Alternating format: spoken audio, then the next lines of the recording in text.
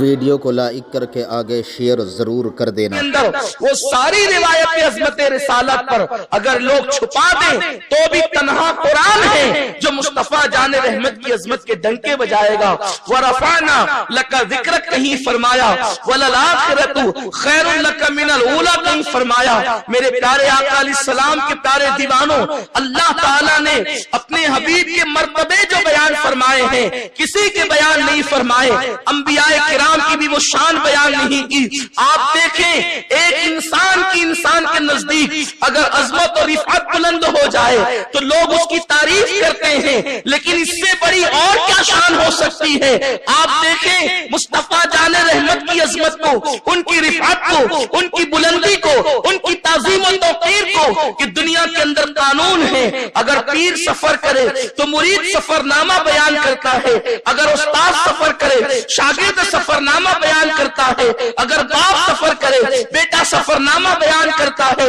اسی طرح دنیا کا قانون ہے ہر بڑے کا سفر نامہ چھوٹے نے بیان کیا ہے۔ یہ کبھی نہیں ہوا ہے کہ چھوٹے کا سفر نامہ کوئی بڑا قلم اٹھا کر کے لکھے یا بیان کرے، لیکن یہ صرف میرے اور آپ کے آقا کی شان ہے۔ حضور سفر کرتے ہیں تو کائنات کی ذات سب سے بڑی ذات، کائنات کو پیدا کرنے والا خالق و مالک، جس کی بارگاہ میں فرشتے سجدہ ریز ہیں، جس کی بارگاہ میں انبیاء سجدہ ریز ہیں، حضور سفر کرتے ہیں اور اللہ ان کے سفر کو یوں بیان کرتا ہے، سبحان الذی اسریٰ بعبدہ لیلا من المسجد الحرام الی المسجد الاقصی۔ اللہ اکبر، وہ خدا ہو کر اپنے حبیب کا سفر بیان کرے اور قرآن میں بیان کرے، ان کا آنا بھی بیان کرے، ان کا جانا بھی بیان کرے۔ میرے آقا علیہ السلام کے دیوانوں، اللہ اکبر، میرے اللہ نے ان کے سفر کو قرآن کا درجہ دیا ہے، قرآن بنا دیا ہے۔ درجہ کیا دیا ہے؟ قرآن بنا دیا ہے۔ قرآن میں نازل کیا ان کے سفر کو تاکہ جب تک کہ دنیا قرآن کی تلاوت کرتی رہے گی، مصطفیٰ پیارے کے سفر کو بیان کرتی رہے گی۔ آپ اندازہ فرمائیں اللہ کے نزدیک ان کا مرتبہ یہ ہے، وہ رب کے اتنے مقرب ہے۔ کل کی گفتگو جو میں نے کی تھی، اب اس کی آگے سے گفتگو کو بڑھاتا ہوں، اور آپ کے دل میں بس ایک لالچ ہے کہ مصطفیٰ کریم کی وہ محبت پیدا ہو جائے جو اللہ کو مطلوب ہے، ان کی عظمت کے سکے ہمارے دلوں پر بیٹھ جائے جو ایمان کا تقاضا ہے۔ اس لیے کہ آج کا یہ پرفتن دور ہے، آج کا یہ ہما ہمی کا دور ہے، نبیوں کے بارے میں بھی ڈسکس چل رہی ہے، انبیاء کے بارے میں بھی گفتگو ہو رہی ہے۔ اللہ اکبر، لوگ جو ہے معاذ اللہ طرح کی گفتگو کرتے ہیں۔ کوئی کہتا ہے وہ تو صرف ایک انسان ہے، کچھ لوگ یہ بھی کہتے ہیں وہ تو صرف نور ہے۔ بات یہ ہے کہ نورانیت بھی ان کی شان ہے، بشریت بھی ان کی شان ہے۔ ان کو صرف نور کہنا بھی میں مناسب نہیں سمجھتا، ان کو صرف بشر کہنا بھی میں مناسب نہیں سمجھتا۔ ہم تو اس بات کو ماننے والے لوگ ہیں حضور کے لیے آج تک یہ فیصلہ ہو ہی نہیں سکا وہ ہے کیا۔ آقا کے لیے آج تک یہ فیصلہ ہی نہیں ہو سکا وہ ہے کیا۔ ابو بکر صدیق وہ فیصلہ نہ کر سکے۔ آقا خود فرماتے ہیں، یا ابی بکر لم یعرفنی حقیقتا غیر ربی، اے ابو بکر میری حقیقت کو میرے اللہ کے سوا کوئی نہیں جانتا، میرے رب کے سوا کوئی نہیں جانتا۔ تب حضور علیہ السلام کو آپ جو ہے حضور کی عظمت کو تین حصوں میں بیان کر سکتے ہیں۔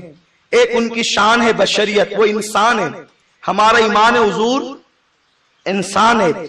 ان کی ایک شان ہے نورانیت، حضور نور بھی ہیں۔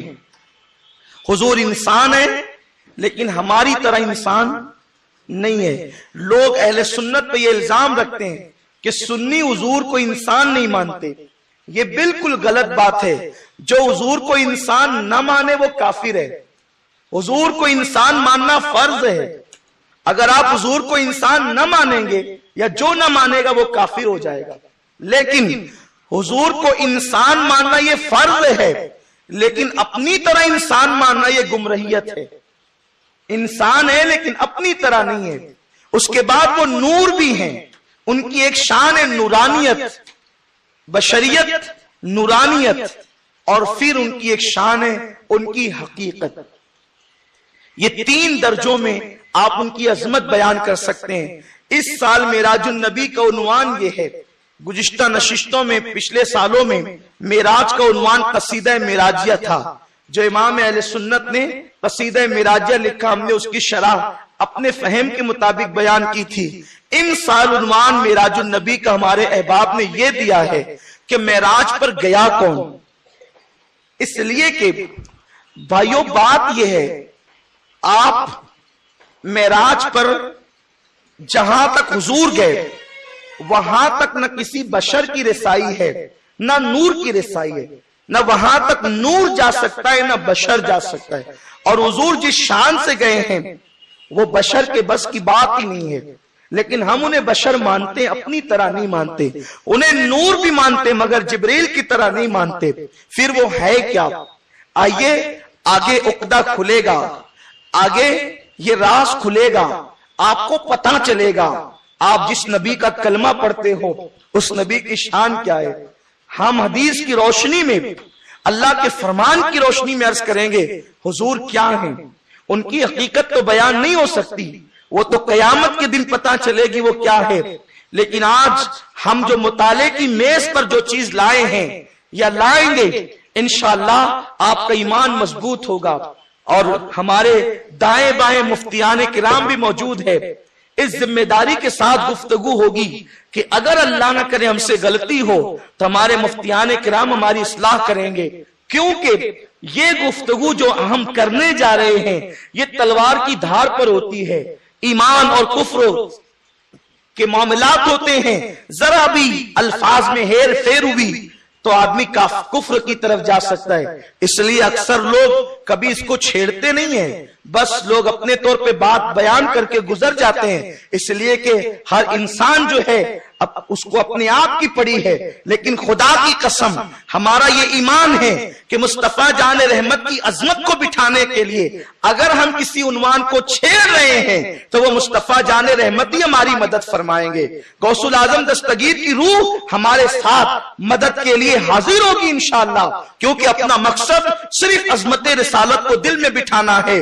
آج تک کے بس خوف کی وجہ سے لوگوں نے اسے چھیڑا نہیں، یا پھر ہمت نہیں کی، یا پھر مطالعے میں اتنی اندر داخل ہونے کی کوشش نہیں کی، اس لیے لوگ اس طرف نہیں گئے۔ اب آئیے حضور سید عالم صلی اللہ علیہ وسلم کیا شان رکھتے ہیں، کیا عظمت و رفعت رکھتے ہیں۔ کل تک آپ نے سنا، کل کی گفتگو، کل ہم نے صرف فلسفہ معراج پر 33 سے 36 منٹ گفتگو کی، کیونکہ قانون کی پابندیاں تھی، 10 بجے تک ہمیں گفتگو ختم کرنی تھی، سو ہم نے ختم کر دی۔ اور آپ نے یہ سنا ہے کہ وہ نور جسے جبریل کہتے ہیں، اللہ نے جبریل کو بھیجا، جبریل جاؤ اور جا کر میرے محبوب کو بلا لاؤ۔ اور یہ بھی کل آپ نے سنا کہ وہ اللہ جو آنے جانے سے پاک ہے وہ خود اپنے محبوب کو ان کے گھر تک لینے آیا۔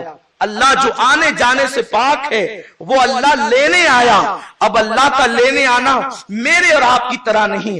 جب بھی اللہ سے متعلق کچھ گفتگو سنیں تو اپنے حال پہ قیاس نہ کریں، وہ بے مثال ہے، اس کی کوئی مثل نہیں ہے، اس کا کوئی جسم نہیں ہے، اس کا آنا اپنی طرح نہیں، اس کا جانا اپنی طرح نہیں۔ وہ خالق ہے، ہم مخلوق ہے، ہم ساجد ہے، وہ مسجود ہے، ہم عبد ہے، وہ معبود ہے، کوئی نسبت ہی نہیں ہے، تو اس کو اپنی طرح قیاس نہ کریں۔ البتہ ہم نے بس اتنا بتا دیا، اگر قرآن نہ کہتا تو کبھی مقرر کی زبان میں جرت نہ ہوتی، کبھی مفسر کے قلم میں جرت نہ ہوتی کہ وہ کہہ سکے کہ اللہ لینے آیا تھا۔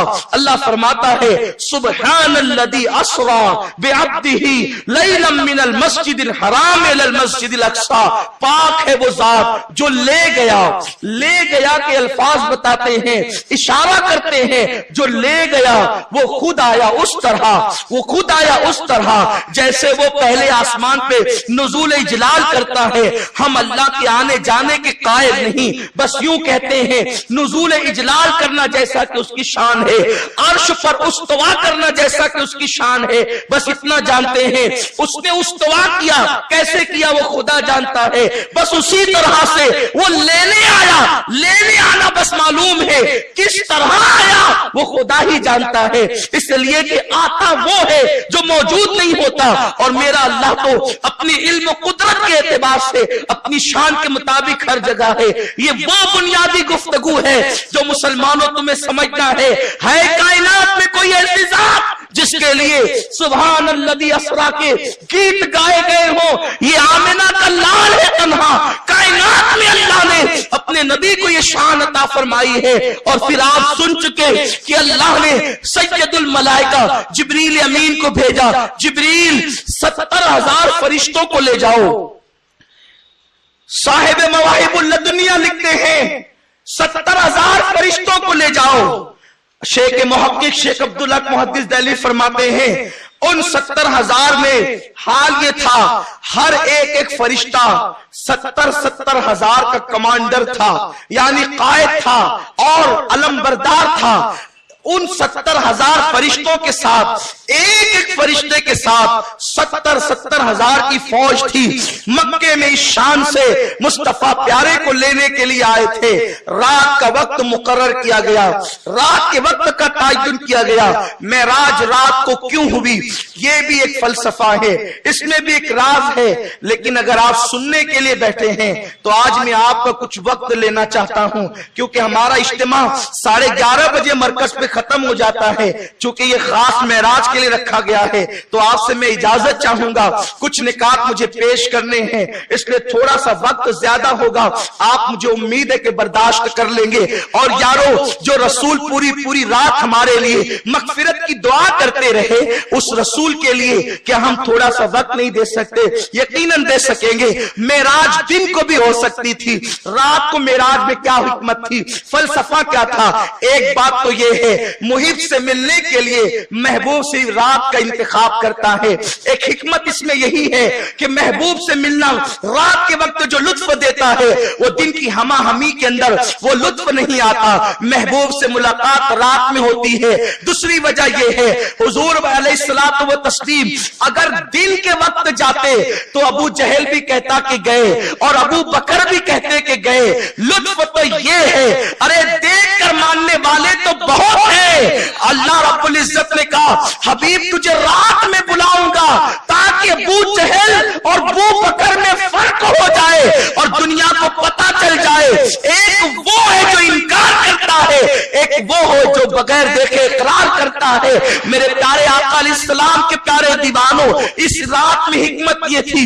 ایک حکمت یہ بھی تھی کہ دن میں گرمی ہے اور رات میں ٹھنڈک ہے. اللہ فرماتا ہے وَجَعَلْنَا اللَّيْلَ لِبَاسًا, ہم نے رات کو لباس بنایا, رات کو پردہ بنایا. رات میں پردے ہیں. ایک بات یہ بھی ہے کہ رات میں سفر کا لطف ہی الگ ہوتا ہے, زمین لپیٹ دی جاتی ہے, اس لیے سفر رات میں برکت والا ہوتا ہے. اللہ اکبر. اس میں بڑی اور حکمتیں ہیں جو علامہ معین الدین علیہ رحمت و رضوان نے اس پر بہت تفصیل کے ساتھ جو ہے وہ قلم چلایا ہے, اور امام رازی نے تو قلم توڑ دیا ہے. رات کی حکمتوں پر جو گفتگو کی ہے وہ عاشق رسول حضرت فخر الدین رازی کے قلم کو پڑھنے کے بعد دل مچل اٹھتا ہے کہ رات میں حکمتیں کیا ہے. پیارے آقا علیہ السلام کے دیوانوں, اس کے بعد رات کو جبریل 70,000 فرشتوں کے جلوہ میں آتے ہیں, ان کے ساتھ 70,000 فرشتے ہیں. اس کے بعد آنے والا جبریل جو ہے اس دن اتفاق کی بات یہ آقا ام ہانی کے مکان میں آرام کر رہے تھے. بس اشارہ دینا چاہتا ہوں, یہ مقررین سے آپ نے 12 سنا ہے. ام ہانی مولائے کائنات کی سگی بہن ہے, یہ حضور علیہ السلام کی جو ہے وہ چچا کی بیٹی ہے, جناب ابو طالب کی شہزادی ہے. انہی کے گھر جو ہے آقا کریم صلی اللہ علیہ وسلم آرام فرما رہے تھے. ان کے گھر آرام کرنے کی وجہ یہ تھی, ان کے گھر سونے کی وجہ یہ تھی کہ اس دن کفار مکہ نے آقا کو اتنا ستایا کہ ان کے ٹینشن کی وجہ سے, ان کے ستانے کی وجہ سے آقا کے سر میں درد شروع ہو گیا. اور میرے آقا علیہ السلام اس دن جو ہے وہ درد لے کر کے بستر پہ لیٹ گئے. حالانکہ میرے آقا کبھی سوتے نہیں تھے, راتوں کو جگتے تھے, پوری رات عبادت کرتے تھے. قربان جائے محبوب کا انداز دل ربانہ بھی کیا ہے کہ روزانہ رات کو جگتے ہیں تو خدا پیار سے کہتا ہے महबूब जरा सो भी जाया करो, महबूब आराम भी कर लिया करो। जो खुदा सोने का हुक्म देता है, जो खुदा सोने के लिए फरमाता है कि तोहा मा अंज़लना अलैकल कुरआन लितश्का, ए महबूब इसलिए तुम पर कुरान नाजिल नहीं किया कि तुम मुशक्कत में पड़ जाओ, हबीब सो जाया करे। जो महबूब को सोने के लिए कहता हो फिर भी अभी पूरी पूरी रात जागते हो, आज वो महबूब सो गया है, बस सोने में और क्या कर सकता हूं। यही हिकमत है ताकि दुनिया जान ले कि तूर पर भी देखने वालों देख लो, वो जाने वाला जाता है 40 दिन तक रोजे रखता है, उसके बाद फिर कहता है रब्बी अरनी अंजुर इलैक, अपना घर छोड़ा, अपना दार छोड़ा, अपनी कौम छोड़ा, अपना मानो मनाल छोड़ा, सब छोड़ा, सब छोड़ा, हत्ता कि अपनी जूतियां भी छोड़ दी, अपनी नालैन भी छोड़ दी, और तूर पे जाके कहता है 40 दिन की इबादत के बाद कहता है, कौन कहता है? वो कलीम कहता है। कौन कहता है? वो मूसा कहता है। अल्लाह अकबर, हजरत मूसा तुम्हारी अजमत पर मेरी जान कुर्बान, मेरे माँ बाप कुर्बान, कायनात का हुस्न कुर्बान। ए आका आप बड़े अजमत वाले हैं, लेकिन दुनिया को बताया जा रहा है सैयदुल अंबिया की शान क्या है, कायदुल मुरसलीन की शान क्या है, इमामुल अंबिया का मर्तबा क्या है। 40 दिन और रात इबादत करने वाला मूसा कहता है रब्बी अरनी, अल्लाह तुझे देखना है, हुक्मत लन तरानी, तू नहीं देख सकता। उदूनी अस्तजिब लकुम कहने वाला खुदा कहता है उदूनी अस्तजिब लकुम, मुझसे जो मांगो दूंगा, जिसका वादा है जो मांगो दूंगा। जुआरियों, शराबियों, बेनमाजियों, गुनेगारों, नमाजियों, नेको, परहेजगारों, मोमिनों, काफिरों, जो मांगो दूंगा। आम हुक्म है जो मांगो दूंगा, लेकिन दीदार इतनी कीमती चीज है, सबको कहा जो मांगो दूंगा, और कलीम जैसा कहते हैं तुझे देखना है, ये दे देखा नहीं, तू नहीं देख सकता। ये नहीं का कोई नहीं देख सकता, का लन तरानी, तू नहीं देख सकता, इसलिए कि तेरे बाद कोई आएगा भी। जलवा तो बेनकाब है, लेकिन कोई देखने वाली आंख तो चाहिए। मूसा आंखें बहुत पैदा की, लेकिन मुझे देखने वाली बस एक आंख है, देखने वाले सब नहीं है। और उसके बाद आपने पढ़ा भी है कुरान में, तफसीरों में कहा कि मूसा बहुत बोल चुका ना तू, के दिखा दे, दिखा दे, दिखा दे। हम तो दिखा सकते, कोई बात नहीं, लेकिन तू नहीं देख सकता ना। लन तरानी, तू नहीं देख सकता। खुदा के कलाम में हिकमत क्या है? ये नहीं कहा मैं नहीं दिखा सकता, वो तो कादिर है, तू नहीं देख सकता। समुंदर को कूजे में समेटने वाला समुंदर भी तो चाहिए, और कूजे में समुंदर कभी आ नहीं सकता। अरे जब समुंदर कूजे में नहीं आ सकता तो जलवाए खुदा आंखों में कैसे आ सकता है? तू नहीं देख सकता मूसा, तू नहीं देख सकता। का दिखाना तो का तू नहीं देख सकता, दिखा दे, नहीं देख सकता। 9 बार का नहीं देख सकता। फिर बहुत इसरार किया तो का ठीक है, अगर इसरार इतना है तो 70,000 पर्दों के पीछे से एक झलक दिखाते हैं। अगर ये पहाड़ अपनी जगह ठहरा रहा तो फिर तू देख लेगा। लेकिन जनाब मूसा, ये नुक्ता ज़हन में रखना, भी आगे चलना। ये जो आज बाजारी गुफ्तगू करने वाले कहते हैं हुजूर हमारी तरह है, तो वो मूसा की तरह भी नहीं है। और ये जो बात हम बार बार कह रहे हैं सिर्फ आपके ईमान के लिए, खुदा की कसम हमें शौक नहीं है किसी पर तंज करने का, हम तंज करना भी नहीं चाहते। हम चाहते हैं कि इतना कह दें कि लोग समझ जाएं या हुज्जत तमाम हो जाए। अल्लाह की बारगाह में किसी को बहाना ना रहे कि मौला हमें मालूम नहीं था। इतना बोल दो, इतना बोल दो ताकि खुदा की बारगाह में बहाने खत्म हो जाए। मूसा एक झलक दिखाते, जलवे की एक झलक, जलवा नहीं दिखाते, जलवे की एक झलक दिखाते हैं। और फिर 70,000 गैरत के पर्दों के पीछे से दिखाते हैं। कपड़े का पर्दा नहीं है, अल्लाह की गैरतों का पर्दा है। और 1-2 नहीं, 70,000। और ये 70,000 तो हम अर्ज कर रहे हैं, कुछ मुहद्दिसीन ने लिखा, अक्सर तो ये कहते हैं कि हजारों पर्दे थे। 70 की कैदी हजारों पर्दे थे। उसके पीछे से झलक, जलवे की एक झलक दिखाई। मूसा बेहोश होकर जमीन पे आ गया। तवज्जो फरमाए, मूसा بے ہوش ہو کر علیہ السلام زمین پہ آ گئے. تور میں آگ لگ گئی, تور جل گیا, سرما بن گیا جل کر, بھسم ہو گیا جل کے. موسیٰ زمین پہ آ گئے. زمین پہ آئے نا تو اب جو موسیٰ کو دیکھتا وہ اندھا ہو جاتا.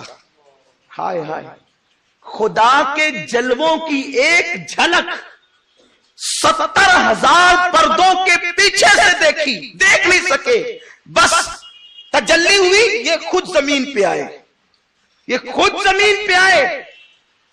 چہرے نے وہ جو ایک جھلک دیکھنا چاہا دیکھ نہ سکا. بس وہ تجلی کی برکتیں تھی کہ موسیٰ کے چہرے پر, کہ پھر جو دیکھتا اندھا ہو جاتا. کوئی دیکھ نہیں سکا موسیٰ کو, اور موسیٰ پردہ کرے کرے گھومتے تھے, چہرے پہ کپڑا ڈالے ڈالے گھومتے تھے, کوئی نہ دیکھے. ایک دن بیوی نے کہہ دیا, صفورہ نے, موسیٰ محبوب سے بھی کوئی پردہ ہے, بیوی سے بھی کوئی پردہ. کہا دیکھ مت ورنہ اندھی ہو جائے گی, نابینا ہو جائے گی. کہا ٹھیک ہے, ایک آنکھ پر ہاتھ رکھ کر کے ایک آنکھی سے تو دیکھ لوں. ارے تیرے چہرے پہ جلوہ یار کی تجلیہ تو دیکھوں. ذریعہ تیرا چہرہ ہوگا, وہ جھلک جو تو نے دیکھنے کی کوشش کی لیکن زمین پہ آیا ہے. توجہ فرمائے, ایمان پختہ ہو. اور یہ بات ہمیں کوئی واقعہ گڑھنے کی ضرورت نہیں ہے, اس لیے کہ میں حدیث پڑھ رہا ہوں. اپنے نبی کی شان بھی کیا ہے دیکھ لیں ذرا پھر. اور اٹھو تو ایمان کی مضبوطی لے کے اٹھو, بس مقصد یہ ہے. اور دل کے کانوں سے حاضر دماغ ہو کر, میرا ایمان ہے کہ مدینے والے مصطفیٰ سن رہے ہیں واقعہ معراج کو. مجھے احساس ہے کہ میدان محشر مجھے جواب دینا ہے. علماء بھی موجود ہیں, مفتیان کرام کو بٹھا رکھا ہے, 2 مفتی بیٹھے ہوئے ہیں. کوئی غلطی ذرا ہو, ان کو حق ہے, یہ فوراً ٹوکیں گے, نہ ٹوکیں گے تو ان کی پکڑ ہوگی. کتنی ذمہ داری سے بات اس کی جا رہی, توجہ فرمائیں.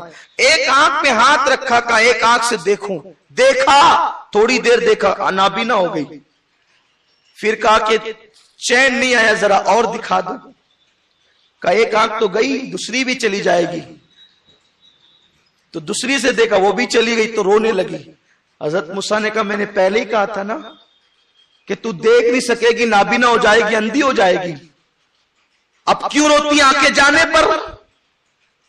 تو عرض کیا, آنکھوں کی نابینائی پر نہیں روتی. نبی کی بیوی کو اندھی کہنے کا شوق نہیں, لیکن بات فقیر کی عادت ہے کہ بات وہ کہہ دی جائے جو بچوں کے بھی دماغ میں آ جائے.